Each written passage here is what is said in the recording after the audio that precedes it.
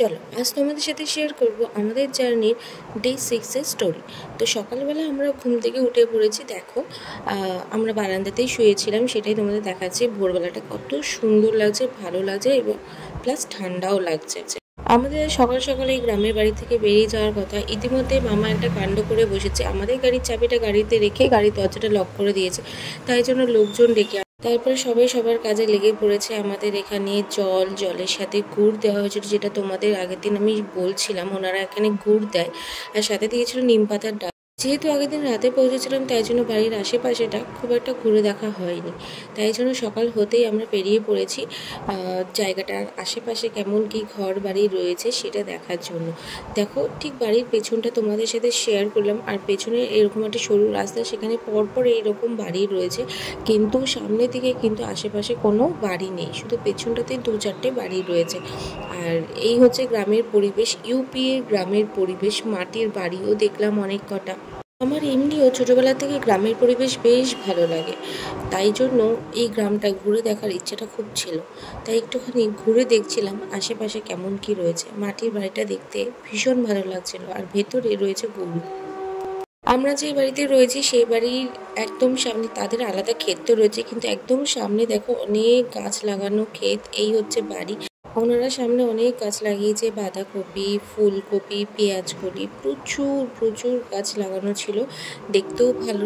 তখন বাড়ির পেছনটা দিয়ে ঘুরে এসেছি, এবার যাবো সামনেটায়। সামনে যেতে যেতে আমার এক মামা আবার বোতল নিয়ে ছুটলো। কোথায় কোথায় গেল বলো তো? যাক, আমি আর সেটা ক্লিয়ার করে বললাম না, বুঝেই গেছো নিশ্চয়ই। যাই হোক, আমরা একটু চারপাশটা ঘুরে দেখছিলাম আমি আর মা। বেশ ভালো লাগছিল, অনেক ধরনের গাছ দেখলাম, মাটি, ক্ষেত, অনেক কিছু ছিল।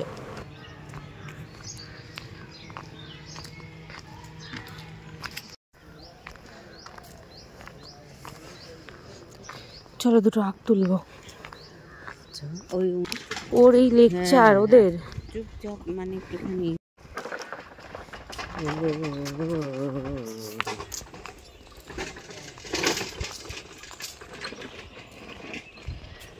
এমনই ঘুমিয়েছি যে আমাদের চোখ মুখ পুরো ফুলে গেছে। আর এখানে কিন্তু আখের চাষ প্রচুর হয়, প্রচুর। তাই জন্য এখানে আখের গুড়টা একদম পিওর এবং খুব ভালো হয়। আর আমরাও এখান থেকে প্রায় 5-6 কেজি গুড় কিন্তু কিনে নিয়ে এসেছিলাম। ওনাদের এখানে চায়ের সাথে গুড় দিয়েছিল, চিনিটা ওনারা খুব একটা খায় না। তো গুড়টা দিয়ে চাটা খেয়ে আমার ভীষণ ভালো লেগেছিল, তাই জন্য আমি গুড়টা নিয়ে এসেছিলাম। তাই এখন মাঝে সাঝে গুড় দিয়ে চাটা খাই, বেশ ভালো লাগে। তোমরা যদি কেউ খেয়ে না থাকো, তাহলে আমি বলবো একবার ট্রাই করো চায়ের মধ্যে গুড় দিয়ে খাওয়া। এমনিও চিনির থেকে খুবই উপকার এবং খেতেও কিন্তু বেশ ভালো লাগে। এই কান ঢাকিয়া, এই ঠান্ডা হাওয়াটা কানে খুব ঠান্ডা লেগে যাবে, হাঁচি হবে। রাত্রিবেলা শুয়ে যাওয়া হয়নি। দূরে দূরে চলে যাচ্ছি। চল আবার চায়ের জন্য ওরা বসে থাকবে, দেখি। আমি আর মা হাঁটতে হাঁটতে অনেকটাই চলে গেছিলাম। তারপরে আমি আর মা আবার ব্যাক করে ফিরে এলাম। এসে দেখি এখানে মুড়ি, চানাচুর দেওয়া হয়েছে এবং সাথে দেওয়া হলো চা। বেশ ভালো লাগলো। এবার আমাদের বেরোনোর পালা। আমরা সবাই রেডি হয়ে বাড়ি থেকে বেরিয়ে গেলাম। বাড়িতে একটা দিন থেকে ভীষণ এনজয় করেছি এবং বাড়ির মানুষগুলো সত্যি ভীষণ ভালো ছিল, আমাদের সাথে এত ভালোভাবে মিশে গেছিলো, এত গল্প করেছি আমরা যে খারাপ লাগছিল ছেড়ে চলে যেতে, কিন্তু কিছু করার নেই, আমাদের যেতে হবে।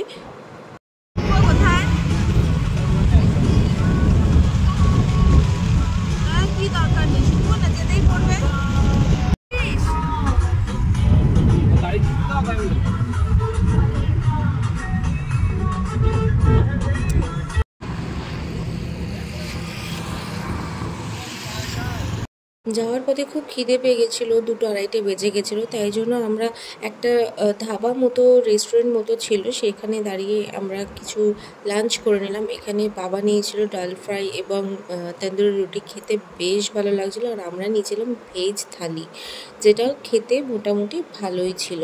তো চলো এবার খেয়ে দিয়ে আবার রওনা দেওয়ার পালা। এবার আমরা যেতে যেতে আমাদের সবার মধ্যে কথা কাটাকাটি লেগে যায় যে আমরা বেনারস যাব না ডাইরেক্ট গয়া যাব। সেই নিয়ে অনেক চিন্তা ভাবনা করে, রাস্তায় অনেকবার দাঁড়িয়ে চিন্তা ভাবনা করে শেষমেশ আমরা গেলাম বেনারস। আমাদের প্ল্যান প্রথম থেকেই ছিল যে আমরা বেনারস হয়ে দেন গয়া হয়ে বাড়ি ফিরবো, কিন্তু ফেরার পথে মানে আর শরীর দিচ্ছিল না, বাবারও শরীরটা খারাপ লাগছিলো, তাই জন্য ভেবেছিলাম যে না আর যাবো না, ডাইরেক্ট যাবো হচ্ছে গয়াতে।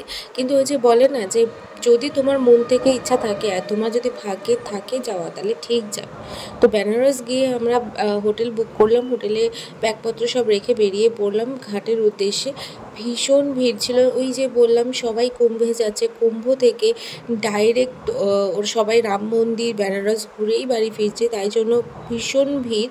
কিন্তু ন্যাচারালি এখানে খুব একটা ভিড় হয় না, ঠিক আছে, এই সময়টায় আর কি, যেহেতু একটু গরম গরম পড়ে যায়। কিন্তু ভীষণ ভিড় ছিল, আমরা সেই দিনকে সন্ধ্যা আরতি দেখতে পারিনি, তোমাদের সাথে একটু ভিডিও শেয়ার করলাম। এখানে কিছুক্ষণ বসে চারপাশটা উপভোগ করলাম, করে তারপরে চাটা খেলাম, খেয়ে তারপরে আমরা সবাই রুমে ফিরলাম। ও সাথে খেয়েছিলাম হচ্ছে এটাকে কি বলে, রাবড়ি মেবি, আমি শিওর জানি না, বাট এটা এখানকার বিখ্যাত একটা খাবারের মধ্যে একটা ডিশ।